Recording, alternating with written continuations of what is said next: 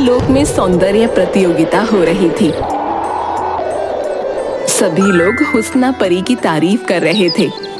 सचमुच बहुत खूबसूरत है ये, इसकी खूबसूरती का कोई मुकाबला नहीं कर सकता।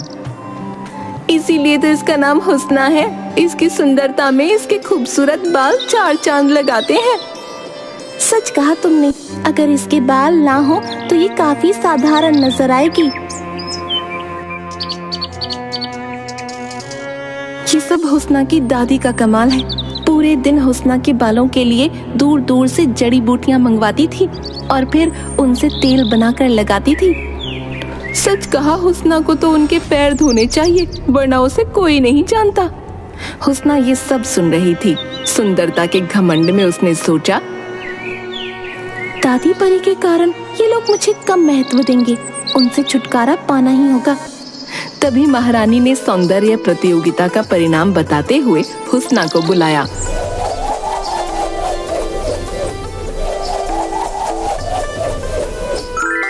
हुस्ना, तुम्हें परीलोक की सबसे सुंदर परी होने का खिताब दिया जाता है।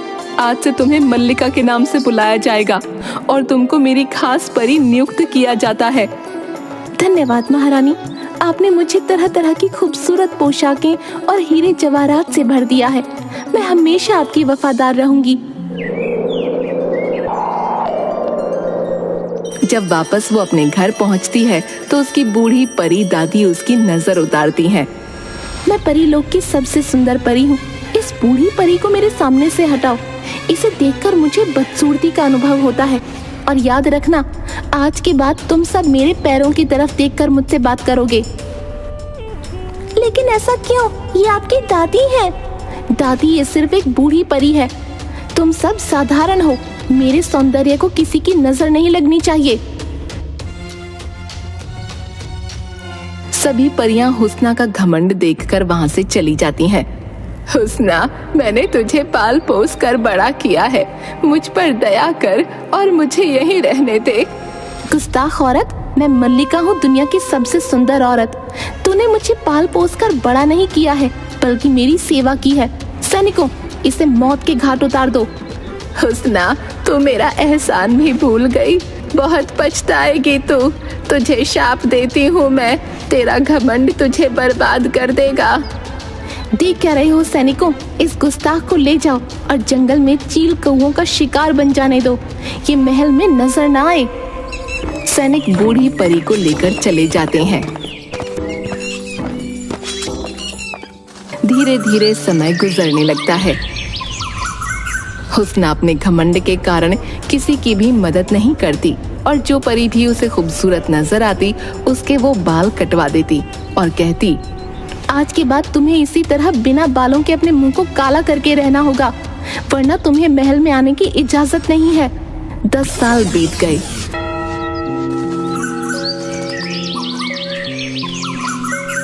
एक दिन जब वो शीशे के सामने खड़ी होकर आईना देख रही होती है, हे भगवान, मेरे बाल धीरे धीरे कम होते जा रहे हैं। आंखों की चमक खत्म हो गई है। अब मुझ में पहले जैसा आकर्षण नहीं रहा। हुस्ना सोचती है, अब मेरी मदद सिर्फ काली परी ही कर सकती है। उसको संदेशा भिजवाना होगा। वो एक कबूतर के पैर में काली परी को बुलाने का संदेशा बांधकर भेज देती है।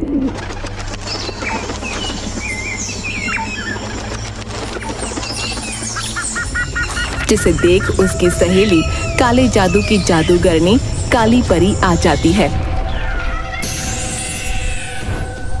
हुस्ना, धीरे धीरे उम्र के साथ तेरी सुंदरता नष्ट होने लगेगी। अपनी सुंदरता को बचाने के लिए तुझे काले जादू का सहारा लेना होगा। मुझे तेरी मदद चाहिए। मैं तेरी जादुई शक्तियों से अपने सौंदर्य को बरकरार रखूंगी। ठीक है, पर इसका सिर्फ एक ही इलाज है। तू जल्दी से जल्दी अपने लिए किसी खूबसूरत औरत का इंतजाम कर। तुझे उसके खून से स्नान करना होगा। हर 10 साल के बाद तुझे ऐसा ही करना होगा और अपने आसपास अपने से ज्यादा खूबसूरत या जवान औरत को न रहने देना। ये तो ठीक है काली, लेकिन ये बताओ, मैं खूबसूरत औरत को ढूंढूंगी कहाँ? इस धरती पर मुझे खूबसूरत औरत भला मिलेगी कहाँ? ये सब मैं नहीं जानती, बस मुझे यही पता है कि तेरी मुसीबत का इलाज किसी सुंदर औरत के रक्त से ही हो सकता है। तभी एक परी सैनिक उसे आकर सूचना देती है। महारानी मल्लिका, परी माँ का आदेश है कि कल उनके जन्मदिन के अवसर पर आपको शाही नृत्य प्रस्तुत करना होगा। कल परीलोक में जलसा है, बड़े बड़े राजा महाराजा वहाँ आ रहे हैं। मैं उन सब के बीच में अपना नृत्य कैसे प्रस्तुत करूंगी? तभी हुस्ना की दासी दौड़ते हुए आती है। मल्लिका महारानी, बगीचे में एक बहुत ही खूबसूरत जख्मी औरत पड़ी है। क्या कहा? खूबसूरत जख्मी औरत? चलो देखती हूँ। हुस्ना मन ही मन सोचती है, चलकर देखती हूँ, शायद ये खूबसूरत औरत भगवान ने मेरे लिए ही भेजी है। काली परी के कहे अनुसार मैं इसके खून से ही स्नान कर सकती हूँ। हुस्ना परी उस खूबसूरत घायल औरत के पास जाती है और देखती है कि वो सचमुच काफी घायल थी। ये इतनी खूबसूरत औरत मेरे महल में कैसे आ गई? प्यारी मल्लिका, मेरी मदद करो। घायल होने के कारण मैं बहुत कमजोर हो गई हूँ, मुझे दिखाई भी नहीं देता। तुम मुझे अपनी दासियों में रख लो। बिल्कुल सही, अब तो यही होगा। काली परी की सलाह के अनुसार मैं इसके खून से स्नान करूंगी। इसे तो भगवान ने बिना ढूंढे ही मेरे लिए भेज दिया। आखिर मेरी खूबसूरती की जरूरत तो भगवान को भी होगी। परी सैनिकों, इसे मेरे महल में ले चलो। उसे हुस्ना अपने महल में कैद कर लेती है और उस औरत को मारकर उसका खून एक बाल्टी में भरकर स्नान कर लेती है। लेकिन उसका खून हुस्ना के शरीर पर पड़ते ही उसका शरीर बदलने लगता है। ये क्या हो रहा है? मेरे हाथ पैर एकदम काले हो गए हैं, मेरी खाल में झुर्रियां पड़ गई हैं, मेरे बाल जमीन पर पड़े हुए हैं। ये तेरे घमंड और कर्मों का फल है।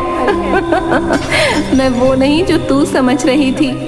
याद कर, आज से 10 साल पहले अपनी बूढ़ी परी दासी को, जिसे तूने मौत के घाट उतारने की आज्ञा दी थी। लेकिन तुम तो मर चुकी हो, फिर तुम वापस कैसे आ गई? कहाँ हो तुम?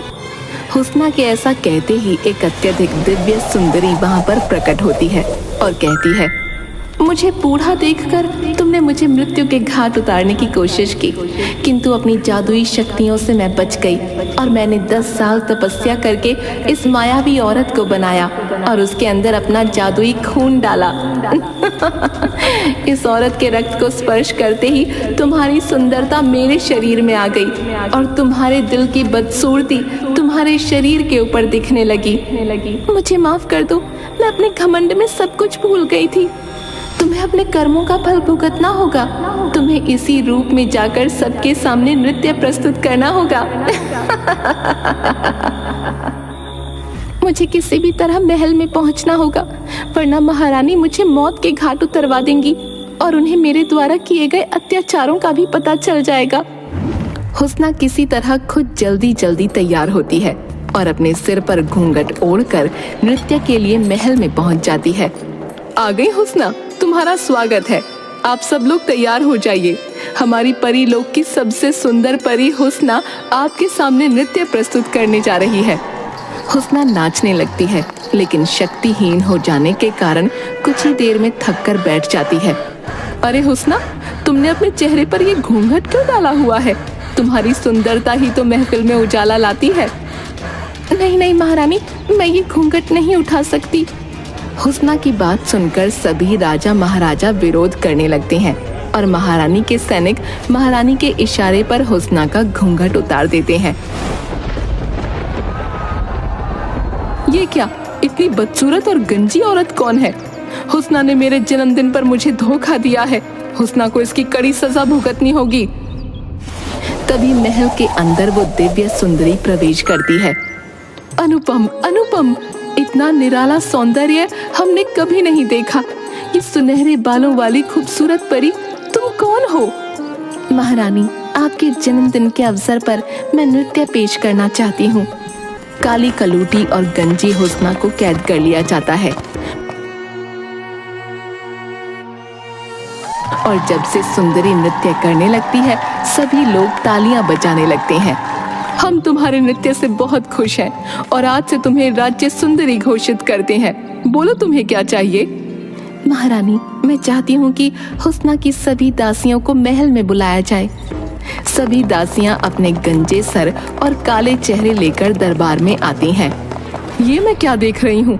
मेरे राज्य की परियों के साथ इतना क्रूर व्यवहार!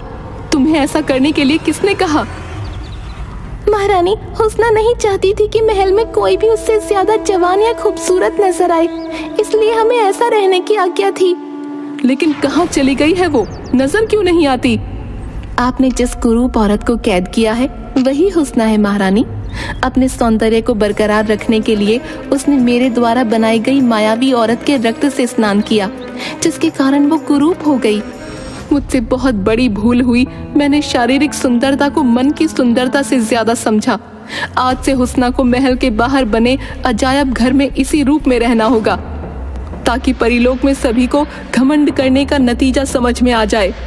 महारानी, मैं हुस्ना को ठीक कर सकती हूँ। अगर हुस्ना की कोई भी दासी उसके लिए अपना यौवन और रूप बलिदान करना चाहे तो मैं हुस्ना को वापस उसके रूप में ले आऊंगी। पर हुस्ना ने अपनी सभी दासियों के साथ इतना बुरा व्यवहार किया होता है कि सभी ऐसा करने से इनकार कर देती हैं। हुस्ना को अपनी गलती समझ में आ जाती है, लेकिन अब वो कुछ न कर सकती थी।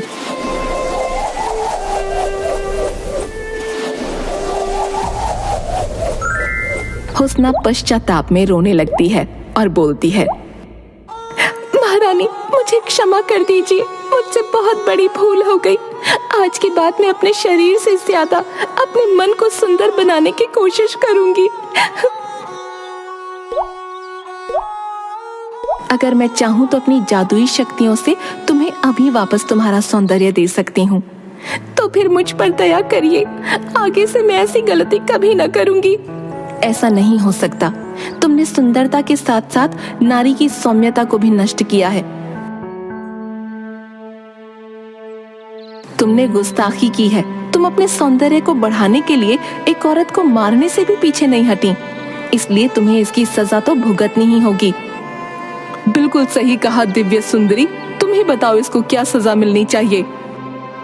तुमने एक औरत के रक्त से स्नान किया था ना, अब तुम्हें अपने पश्चाताप के आंसुओं से स्नान करना होगा। तुम्हारी सजा यही है कि तुम जितना ज्यादा पश्चाताप के आंसुओं से स्नान करोगी, उतनी जल्दी ही तुम्हारी सुंदरता वापस आ जाएगी। हुस्ना रात दिन महल के अजायब घर में आंसू बहाती और लोग उसे देखकर उसका मजाक उड़ाते। हुस्ना को धीरे धीरे अपनी गलतियां समझ में आने लगीं। अब वो किसी से नफरत नहीं करती, सबके साथ प्यार से बात करती और पश्चाताप के आंसू बहाती रहती। धीरे धीरे वो अपने पूर्व रूप में आ गई